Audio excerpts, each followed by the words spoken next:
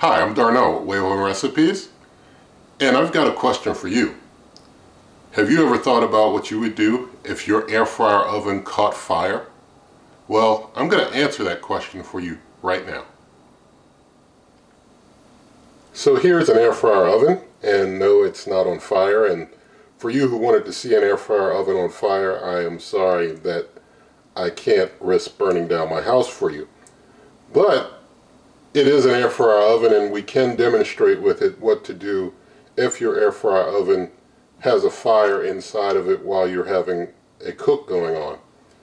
And basically what you want to do if the air fryer oven catches fire, even if it caught fire externally, you want to, if at all possible, if you can, to get it unplugged. You want to get the plug out so that it's not getting any more power, so that it's not running.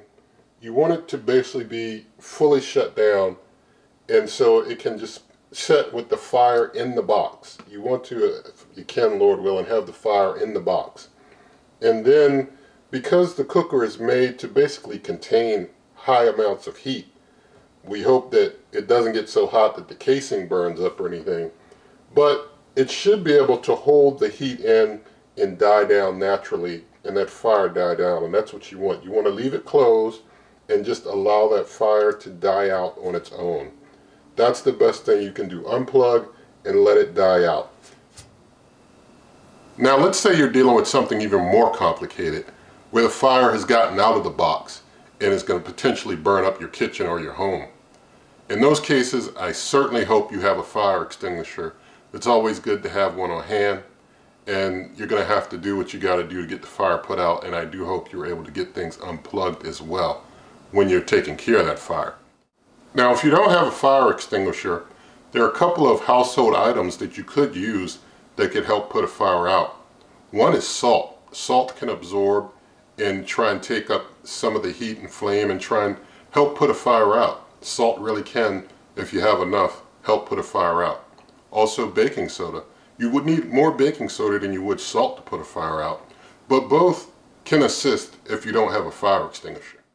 So these cookers are made so that they're supposed to be able to hold a lot of heat inside, not burn up, not cause a fire, but accidents happen, and that's just a part of how things go with, using high temperature items, and things can kind of break or have problems or issues. Things can catch fire. And so it's something that you want to plan for in advance. It's something you want to be prepared for ahead of time, not caught off guard by. So I hope that this gives you some thoughts, gets you thinking, gets you prepared for safety. And in the video description, there are lots of ways to help this channel.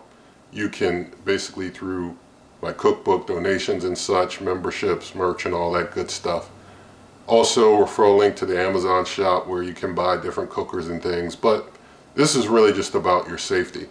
And so I hope that you take care, and if you like this video, please give it a thumbs up. Share the video with a friend, leave your comments, subscribe, hit that notification icon, and good eating.